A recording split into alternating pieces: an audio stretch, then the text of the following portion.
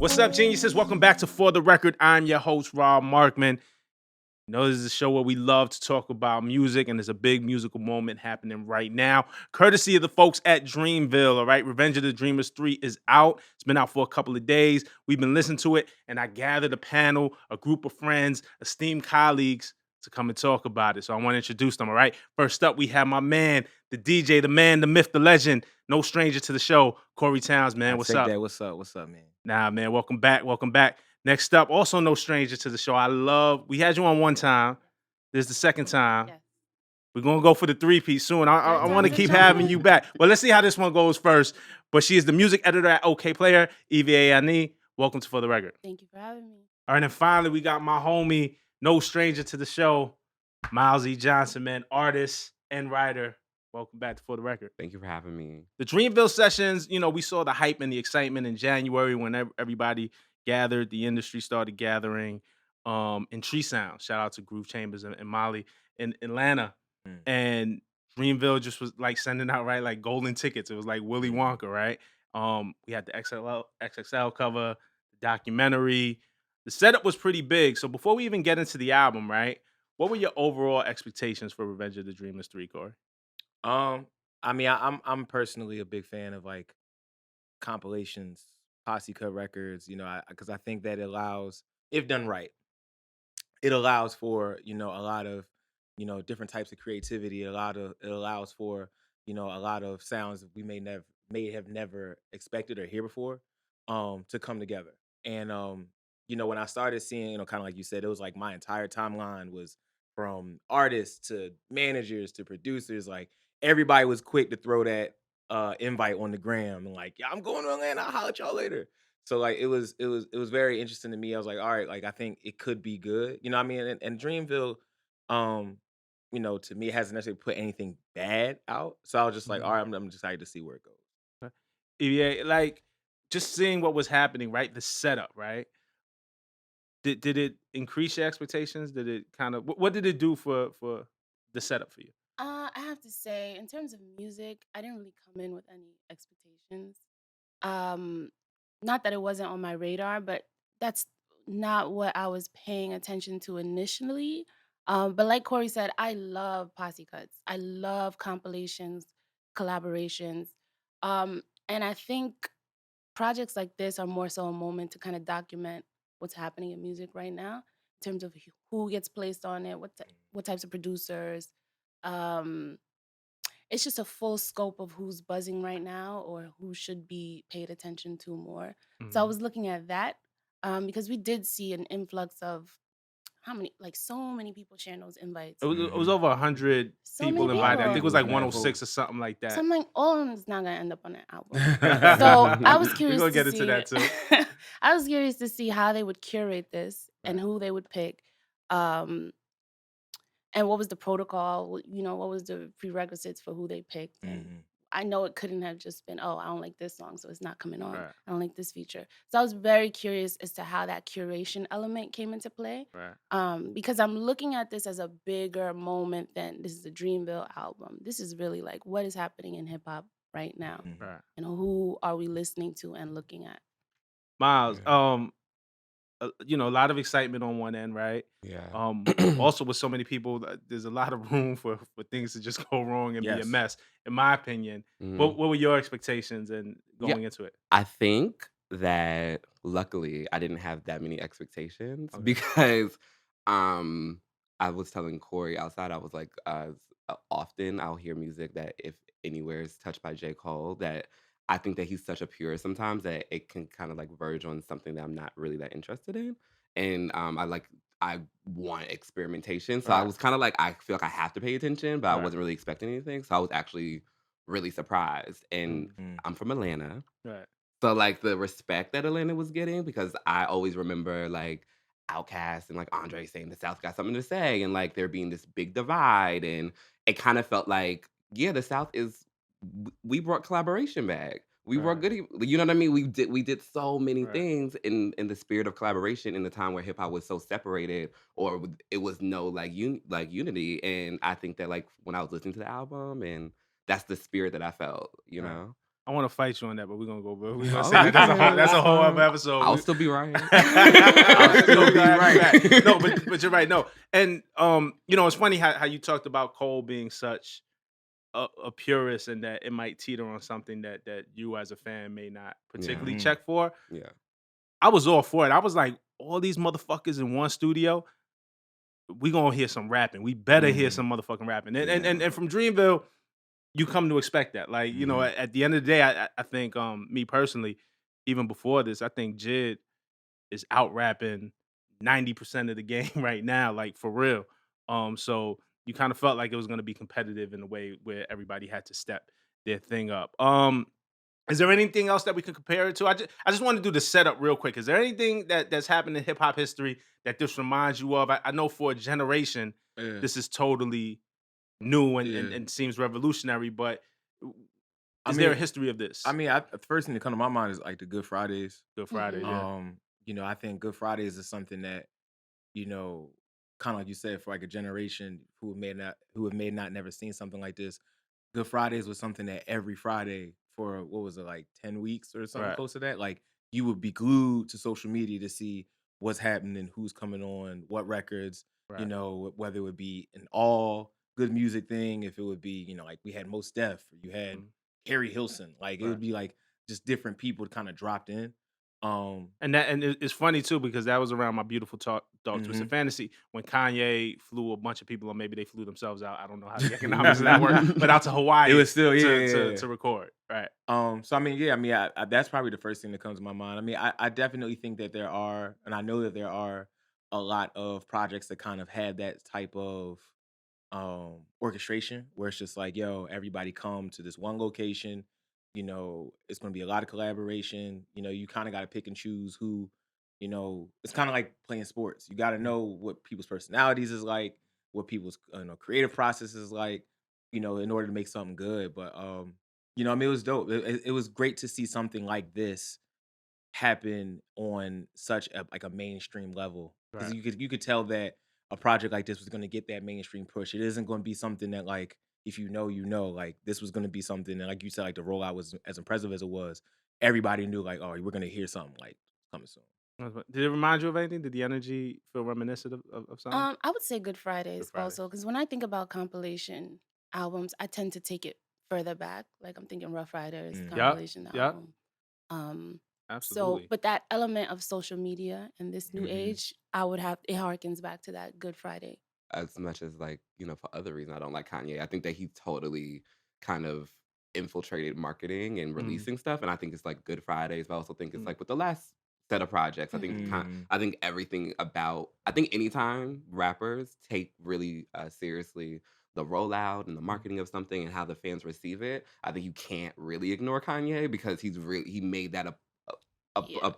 his medium of expression of how people receive his work. It's funny though, because the dope thing about this rollout was more for the creation of the album. Like Yes. all Yeah. I was kinda very the excited press, about that, though. like everything was front loaded, and then it kind of just dropped. We got the documentary, Yeah, but it it was like wasn't a couple days before. Yeah, it wasn't like they went on a press tour Yeah. or did something extra. Like they Yeah. created an excitement at the beginning of the year that sustained, and then by the time here we are in July that the album drops, it's like, all right, well, we want to hear this thing that we all been waiting for. With that said, let's just get into it. Myles, I'll start with you. I'm gonna switch up the order and just go around. But we could chime in. We could talk. Like the music that excited you. Like what? And we're gonna get into if there was any disappointments as well. But right off the bat, you let the album play. What's the stuff that stands out that just excites you musically? So I'm like obsessed with 1993. But I think in general, You've been smoking since '93, Myles. I just Damn. I'm not trying to. Yeah, age you gonna bro, call but- my man out like that? Damn. It's a lyric in the song. I mean, I feel. I know. But I think in general, I think I was telling, I just have such a love for Earth Gang. Right. When I was 20, I'm 28 now, just in case y'all really think that I was doing anything in 93 besides Crawling. being in the Teething. cradle. Right. But yeah, I think that, so Earth Gang was the first artist that I ever interviewed in Atlanta when I was 20. And I did it for Creative Plot Loafing. thickens. So like Full circle moment. full circle moment, Yeah. and I was electrified. And they like every track that they appeared on, they killed it. And like even like Child is Major, like Man, Childish, Word. like That's back in my the guy. like back Yeah. in Atlanta, like when I was working with India Shawn. So like I think that like yes, all the music was great. 1993 is my favorite album, but I think I was just electric with Mm. just the lanterness of it all and the nostalgia Right. of it all. Even like T.I. was like on the album, and I was like Mhm. listening. And even though I have whatever feelings about it, like I have a king tattoo. I was obviously Right. once upon a time a huge T.I. fan. So Right. it's just I am just kind of electric with like Atlanta getting props and kind of being respected in a way that's artistic Right. and as well as because of our commercial success. Right. So that's kind of like how I feel with 1993 is that song for me. Okay. I really enjoyed. I think the song is called Wells Fargo. Yeah. Wells Fargo's the I interlude. just love. Yeah. I just love the rah rah. Love Robin. Pass me my bazooka, sir. Yeah. Stick 'em up. I love a back and forth. I Right. love a stick 'em up rah rah track. I love a stick 'em up rah rah. Yo, You hear it here I first. love- But it's Live funny from Brooklyn. that you say that because I've been listening to the album throughout the weekend in different instances, driving in my car, my headphones, Yeah. you know, when I'm running and going out for my jogs or whatever. And then in moments of quiet, I hear in the back of my head, "Yeah, my gun about to rob a Wells Fargo," and it's just like, yo, it really do get you pumped up. I wish that Right. song was long. It Yeah. definitely is one of the Yeah. highlights, Right. man. And Yeah. I wasn't expecting it because when I came into this, excitement wasn't the word, wasn't the operative word for me, because I was coming into it not as a fan, but kind of just coming in to analyze it and Right. A music possibly listener. critique it. Yeah, I'm a music listener. I'm a journalist by Right. nature, so that's how I operate. I'm not ready to fawn over something, and I'm not ready to bash something. I'm just ready to observe and critique and pick it apart. So that's how I was coming into this. So I wouldn't say I was necessarily excited, but the thing that did excite me was the fact that um, the staple of Dreamville in terms of how they operate is usually how insular they are and Mm. how they keep everything in house and they're very self-contained. Mm-hmm. So I was excited to get different producers on there, more expansive production on there, different types of features on there, Mhm. different artists you wouldn't expect to be collaborating with Dreamville. Like I saw online, Guap Dad 4000 was getting a lot of flack He the because star. he's He was just one of the on the stars of this album. joint. But he was one of the He was one of standouts the on the stars album. on this one. I also think he probably went in there and I heard stories coming back because I wasn't there, but I heard stories coming like him and Buddy Yup. because I was there's just about different to say rooms, so that. they're bouncing in every room. Yeah. So I mean, but that's the hunger, like. Mm-hmm. I'm gonna go in there and I'm gonna body this. But there's like, also Yeah. probably a lot of joints that Guap Dad was left off that Yeah. Guap Dad did that didn't make the track, but he probably For sure. brought so much heat to so much Yeah. stuff. It's like you're not. I'm not gonna get on either this you gonna album. make this Mhm. song or you gonna make this song. Right, Like, right. Do better than me, Yeah. and you bring some better energy. But that was dope. Like the emergence of Guap Dad, Buddy as well. I felt occupied a similar Mhm. space, and they brought like a fun to the Yeah. album Yes, that I that's didn't what expect. I needed from a Dreamville album. Yeah. Just to go back to what you said about Dreamville being like this insular thing, I just want to go back to this quote that Cole said in Double XL and shout to my man John Kennedy, young JFK, who did the Cole interview, man. He said, "To the outside world, especially because of me and the reputation that I've gotten, so nobody's fault but my own, is a perception that I don't really fuck with nobody and nobody fuck with me. Really, that's not the case because I'm so secluded. It's like Dreamville is so secluded. And it's not like that." And then he went on to talk about that these sessions really was to open it up and open up their world. What were some of the surprise collaborations or things that Man. excited you? So I like ladies a lot. Okay, I that's like with J.i.d and I T.I. like with J.i.d and T.I. I like DaBaby on there. Like Oh, Thank you. I was think waiting. like I like Can't DaBaby. So believe like with his first major project. So like was not Baby on Baby. The last project, his first Yeah. Baby on Baby. So like that was like my first introduction to him, right? So Okay. then obviously listening to this old stuff, I'm like, yo, amidst all the fun stuff you hear, the wild lyrics and stuff, I'm like, yo, like he got bars. And to hear him on the title track and to hear him rap how he raps Mm. and in the style he raps and the content he raps, but he was taking off on that shit, like standout verse. I did feel cheated because I thought we was gonna get a secret Kendrick verse, but we didn't. Things happen. You didn't even know you was gonna get a Kendrick hook. Yeah, I didn't know I was gonna get. Surprise. No, I'm not. But you know, when you listen to something for the first time Right. and you hear something that ain't listed, Yeah. like you know, you're like, oh shit, we're about to get it, and then that was that. But I really like DaBaby on there. I think I think Whap Dad probably, I think his stock might have rose the most in my eyes because like you figure a lot of people have know about him and have seen him from like his funny videos on Instagram and Ferragamo like Falcon, the man. Ferragamo Falcon, the whatever scammer and all that stuff. But like he did so much musically on this, whether it was rapping, whether it was singing on hooks. It really showed like his versatility as an actual musician. Like he just not some internet cat, Mm. getting likes and making jokes and shit. Like he's good. You know what I'm saying? And I think to see him, I think it's always something when you see someone that you may not necessarily know a lot about and see them on like a track list with people that you do know. Mm. And not only do they, I guess, hold their weight, but they actually like shine. It's kind of like, all right, cool. And you can, like you mentioned earlier, the fun that him and like Buddy had, and you can see that they bounce around from session to session and studio and studio. It was like, oh, let me get on this, and like, I really think might have been one of those situations where it's like they might have been not bullshitting, but like really channeling that energy. And Cats heard it and was like, yo, we can't take this off. Well, it's a thing that I don't think Dreamville does. Like I don't know.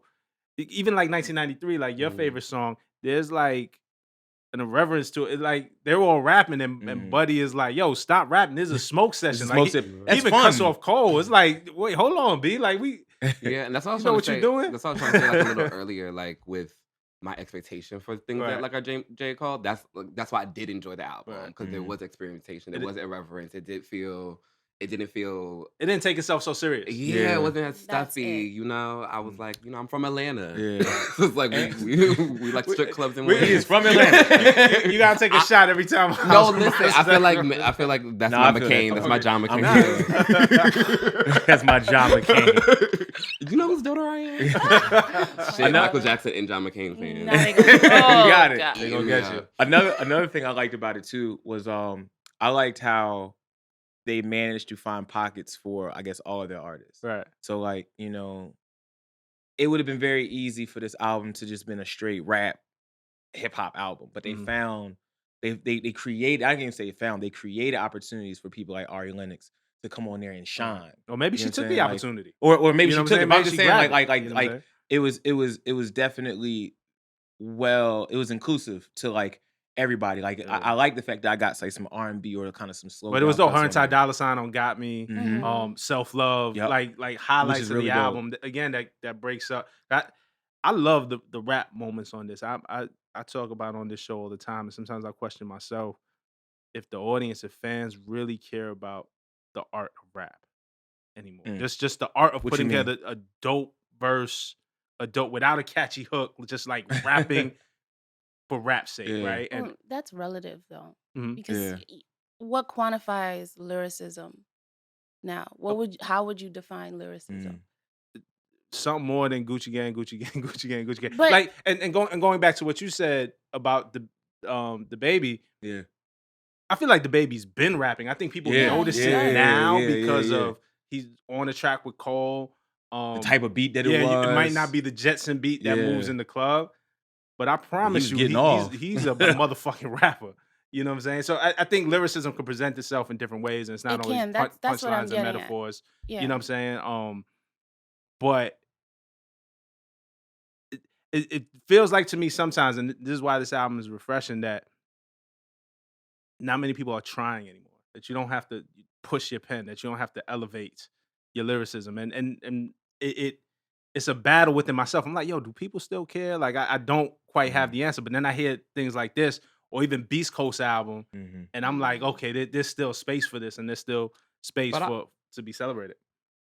Go ahead. Yeah. Go ahead. But I also feel like there was like a denial of like talent. I love the album, right? It's good.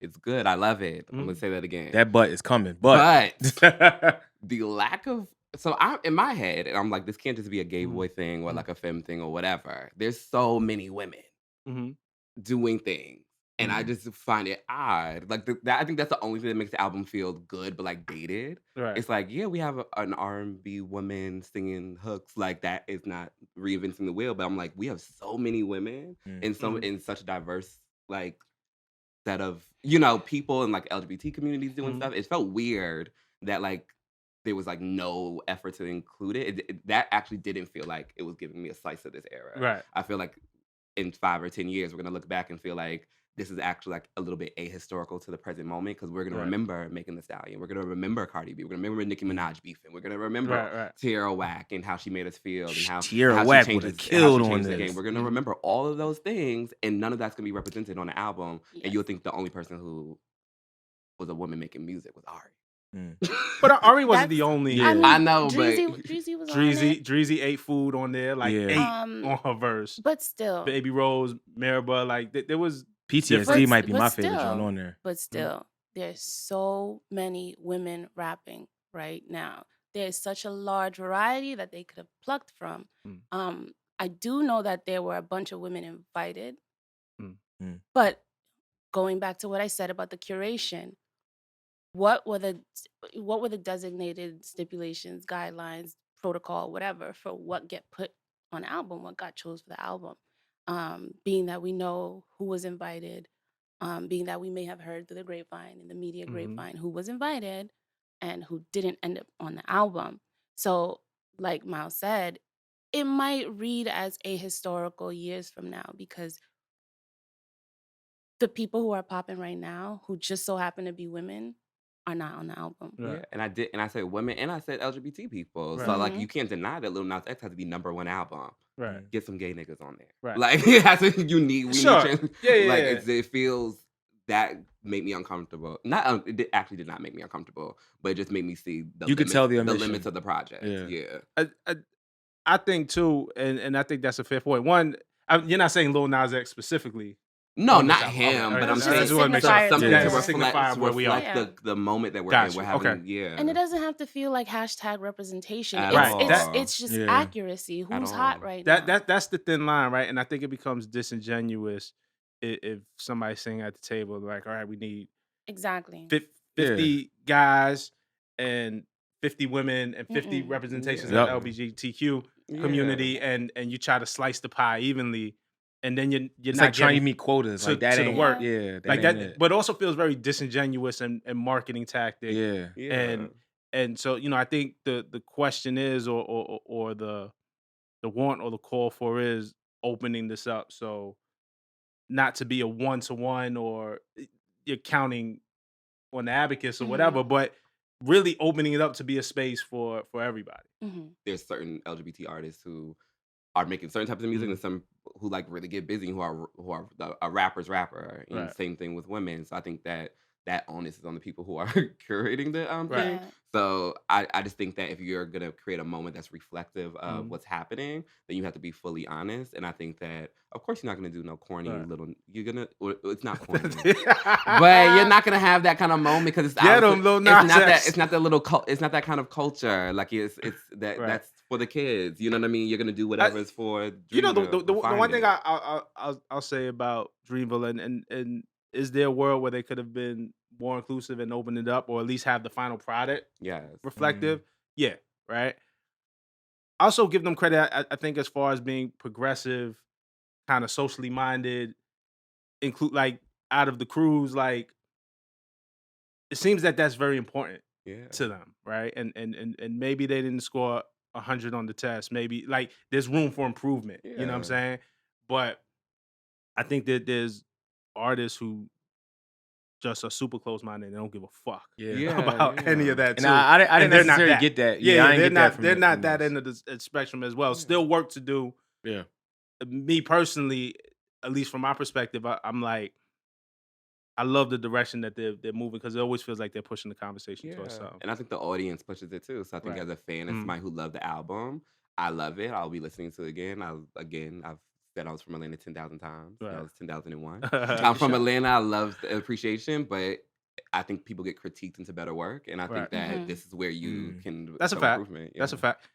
Who was on the album that we expected to make the final cut, like that we seen in the sessions, but we didn't like see show up?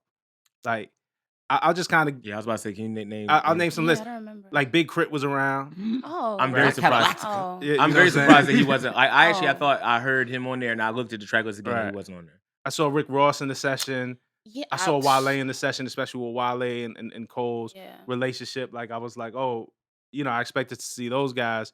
Isaiah Rashad was invited. I don't know if he actually ended up, but I know he's been working on his album, but I can see we why. haven't seen a Mhm. lot of Isaiah Rashad So lately. yeah, that's But I could have seen Isaiah Rashad really fitting in. And then there was this thing with artists who I love right now, what they're doing, the guys like Griselda, Benny the Butcher, Yeah. and West Side Gun, we know got invited. I don't know if you saw over the weekend the exchange between Benny the Butcher and Guap Dad. what happened. Did you see this? A fan was asking Guap Dad, or a fan was kind of asking, like, yo, how did Guap Dad end up on so many tracks? Mhm. And there's no Benny the Butcher or West Side Gun. And this is just a fan. This is a regular everyday fan. And so Guap Dad responded, well, maybe they should have went harder. So Damn it, Guap Dad. I mean, The worst Like- thing about a question is it always has an answer. yeah, Right. that's That's fact. and then stuff like that, but it's also that weird thing of then you kind of let a fan of dictate now, and now it's a whole nother. goat you into a back and forth now. Yeah. You know what I'm saying? Well, I mean, the fans are the audience, Of so course. it is them, puppet strings. Yeah. But I think that speaks to your question about whether people still value lyricism, Yeah, because right. they do, but they use it as a way to kind of leverage this antiquated way of Mhm. what's valuable rap, Yep. what is traditional rap, what's better lyricism, What's good rap? who's a better artist because they do this type of rapping as opposed to this type of rapping. So someone would say that Benny the Butcher is a better type of technical rapper than Guap Dad 4000. But Guap Dad 4000 still has a presence, still is a certain type Absolutely. of artist, still had bars from what I could tell Yeah. No, on this yeah, project. absolutely. But it's very clear that people do care about lyricism. But also, even to take it back, like this was just because you're also just fans of what you're fans of, right? So Exactly. Yeah. So this could have very well just been a Griselda fan, very That's what passionate I was about about to say. Exactly, That I was about to and, say that. and wanting to know, like, damn, well, they were there. Why didn't they end up? Yeah. They take a shot at Guap Dad. I was about to ask what the And response was. yeah. Oh, Benny, he Yeah. was, he just challenged. He said, well, who goes harder than Griselda? So now you have both guys fighting for their space, and some things were said back and forth. It wasn't like super serious, Yeah. but to me that was a little disheartening. I think Guap Dad earned his spot. I think it's no question. I think he brings something to the album that's fun. And I'm a Griselda fan. I would have loved to hear Benny or Gun on the track with Cole or with j.i.d or just to see what that sounds like, because traditionally you wouldn't put those together. Right. You know what I'm saying?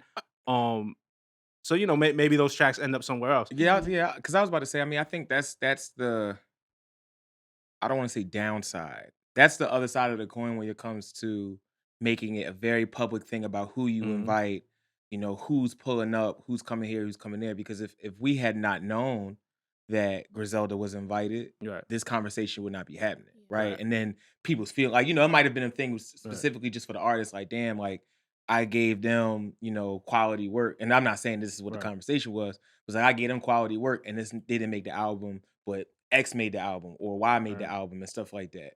But I mean, it's kind of one of the, it's the other side of the sword. Like, and I think that's what you kind of have to know what you're getting into when you decide to make it public. Like, this person has been invited to the Dreamville sessions. Right. Like, you know what I'm saying? Like, and I mean, I don't know. It does speak to the point of people kind of caring of what lyricism is and, what they consider to be good lyricism and good bars and stuff like that. But So final thoughts on Revenge of the Dreamers, man. Like, we talked about expectations. Like, where did it land for you, Cory? I liked it. I mean, as somebody that, just speaking honestly, like, if I'm gonna listen to it, I'll listen to it when I listen to it. That was my Right. overall like thoughts about it. I like it. It's gonna get spins from me. Right. Especially now, like, as a DJ, like, you kind of think about music differently. You kind of think about, oh, is this something that I can play in my crib or is it something I can play at a function? I do think there are some records on there. Like, I wouldn't be surprised if we heard Wells Fargo, you know what I'm saying, somehow mixed into, a function. Well, you have the power, I DJ, mean, Mr. DJ. Okay, but I'm Let's just, like but I mean, just looking at it from like that, like Costa Rica, yeah, another one that Costa could Rica, fit. Costa Rica. And I was about to say, I know that was a single, and I try not to let singles be my favorite songs on albums. Like, I think PTSD is my favorite song on the album.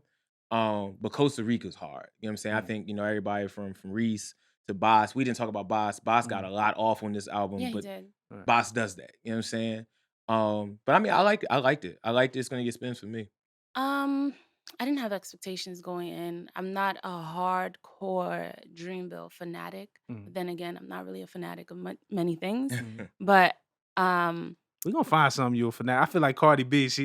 Her posture changed. You said Cardi B. I said the Bronx. But keep It going. might have just been the Bronx. She's a fanatic Yeah, of I'm the about to say, I Bronx. was waiting for the X to come up. I was waiting, I was like, I know it's gonna I come. love it. but there's a couple tracks on there that I think had replay value. I'm big on replay value. Am I gonna come back to it? Is it a one-time listen, a two-time listen, a three-time listen? Um, I like that it wasn't super long. I like that it wasn't 30 tracks. Could have been. It could have Yeah. been, but Jesus I Christ, never I thought of wouldn't it have. like that. Right. Yeah, 16 I tracks for a mean, compilation ain't bad. exactly. We get Amigos albums, 40 tracks on there, but with the compilation project where there's dozens of people on it, I think that was a good amount. It, it was good. I liked it. Okay. Yeah. Wow. Atlanta. I'm sorry. That's it, Atlanta. Atlanta, Period. Atlanta, Peace Ti, up, A-Town Earth down. Gang, Bye. Charles Let's go. Major, shout out. No, Tree Sounds, stick on you. I love it, but I really liked it. The songs that I liked, I really love. Like 1993, Wells Fargo. What's it? It's Sun. Oh, I forgot the Sunset? Sunset. Yes. Okay. Like there's like some things that were immediate, but I think like all compilation albums, they're like you kind of get the food and you kind of figure out like what you're gonna have. So like something's gonna be on this playlist and this playlist, but I probably will never sit down and re-listen it to it like back to back like I did over the weekend. Right. But I will definitely pick these albums and put it on my payday playlist and my nigga better watch out playlist and all these other important playlists that we we have on our phones. I'm very interested to hear what's on that last one. Oh, Lambo truck. You know this Lambo truck. Listen, Yeah, lots of gun sounds. My actual favorite record on Lambo Truck is my favorite record. Reason. With Kaz and Reason. Reason is it, Yeah, Reason's man. good. Just talking about I think Robin J. Cole and Robin Top Dog Yes, I love a was stick 'em funny. up. Yeah.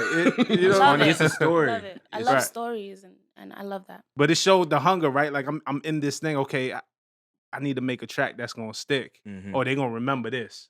Yeah. Maybe you know, And Cole I might get yeah. offended and not Eve, and they won't put it on. Mhm. But boy, they gonna remember They're this. gonna remember it. And I can only think Lambo imagine Truck- what was the thought process for them two guys kind of being like, yo, I'm trying to eat. how should we go? Yo, if I rob your boss and then you rob my boss, all right, bet we gonna put this on the record. And like that's something that people are gonna remember. I and stick. don't helped even J. think it was that. Cole. I think it was like, bro, your label fucking with you. Man, I I'm got trying to Kendrick, eat. I got Cole. Yeah. I mean, I got Kendrick, I got Q, I got SZA, Souls coming. I gotta wait before your label fucking with you. I Ain't got fucking all with me these neither. people, yeah. And Yeah, I we could going. tell why you like that record because it's very reminiscent of Biggie, Give Me the Loot. Absolutely. So that it's Absolutely. New York Back may and not be forth winning, raps. but there's remnants of Yeah. what we've put And- out into this ether. And Yeah. overall, Undeniable. on a very broad scale, what excites me about this album, and I fuck with this album because again, I was in the space where I was questioning whether people Yes. care about the art of rap, and not the art of rap from even the New York centric, Mhm.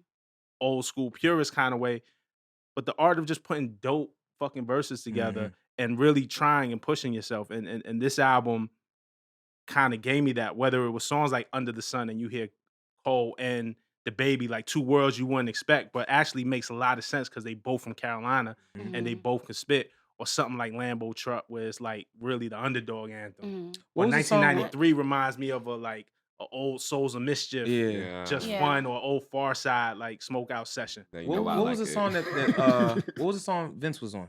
What was the name of that? Vince was on, yeah. I got it right here. Vince It was like on, the dual track joint. That yeah, joint was hard too. yeah. On Rembrandt and Run It Back. Yeah. Yeah. So to me, it reminded me of like why I fell in love with hip hop. Like the other thing is, I don't think there's a traditional hit on this record outside of Mhm. Middle Child.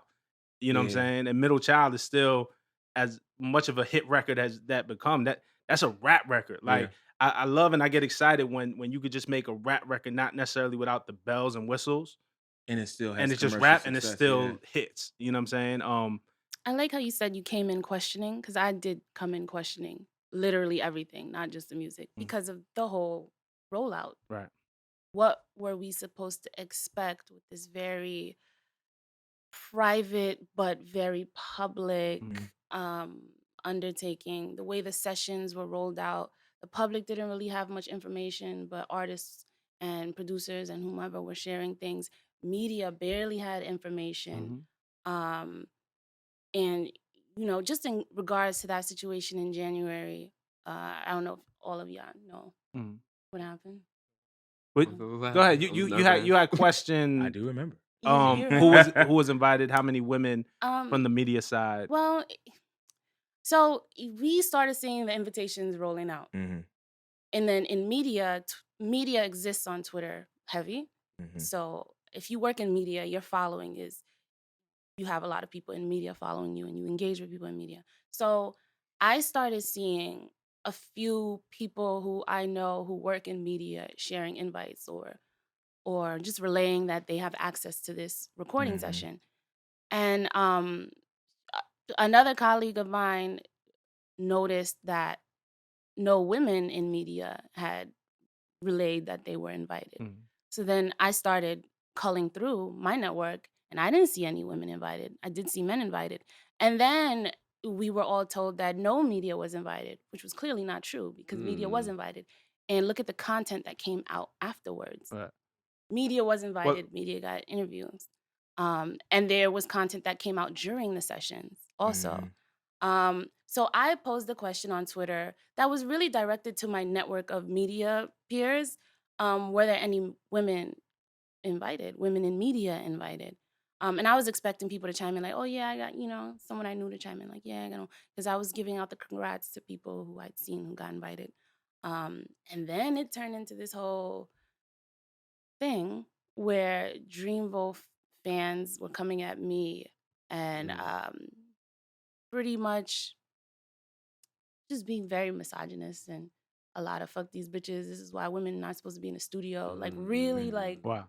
you, all from a simple question about media, and then people were chiming in like, yeah, there were women in the sessions, and naming artists who were invited. I didn't ask about artists. I asked about women working in media because if this is going to be documented, um, I would hope that there's a broad spectrum of people documenting this. But then it was unclear whether or not this was going to be documented. So, given the fact that we just had really no information to work off of, and all we had was optics, the optics were not good. Mhm. And me posing that question and getting that specific kind of backlash was not good either. Yeah. And And it's indicative of it's something. indicative of something.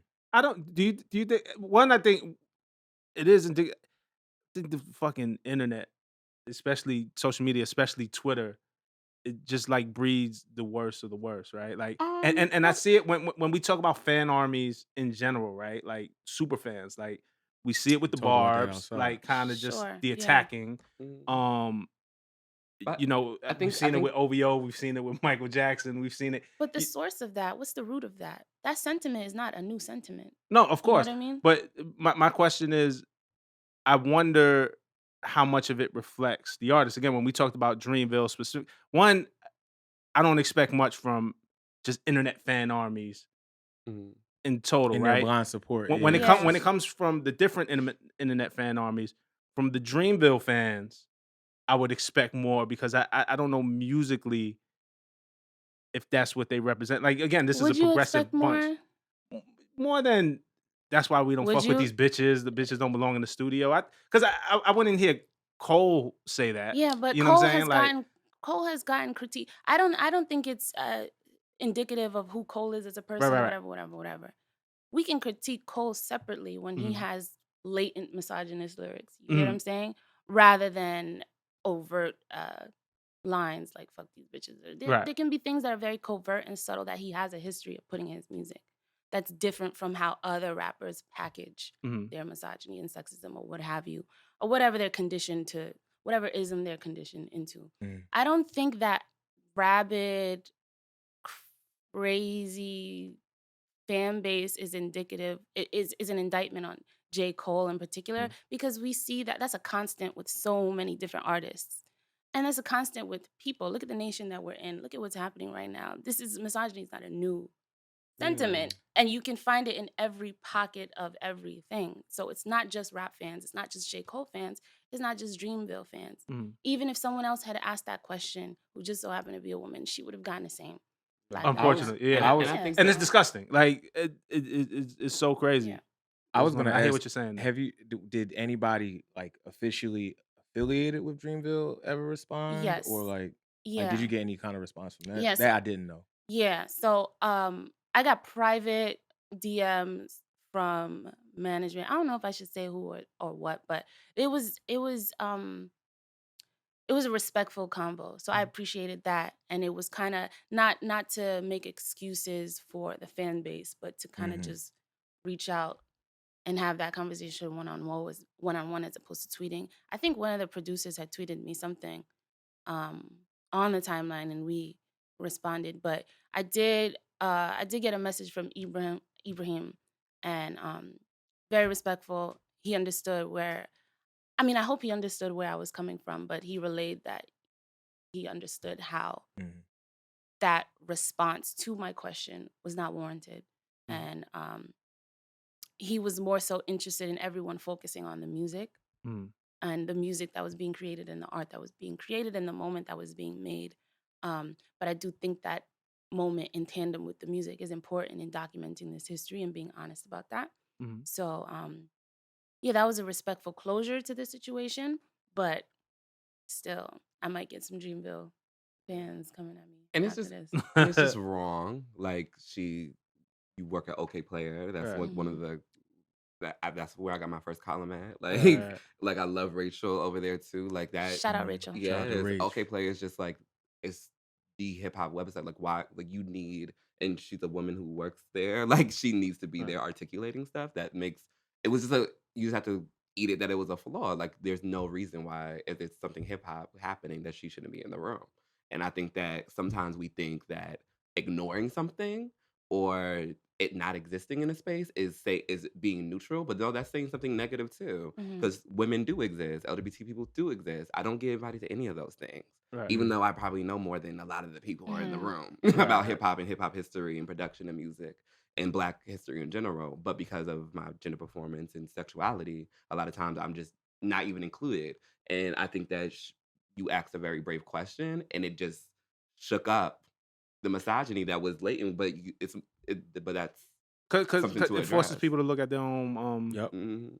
It does. their own flaws. And It puts a mirror. it wasn't a Right. request to be included. It It's a was a question. It's a question. question. Mhm. I get it. And people, I know that people have a very weird dynamic and relationship with media and press, especially under the political climate Right. that we're under, in which we have a president that is completely denouncing press Mhm. and completely debasing what journalism is.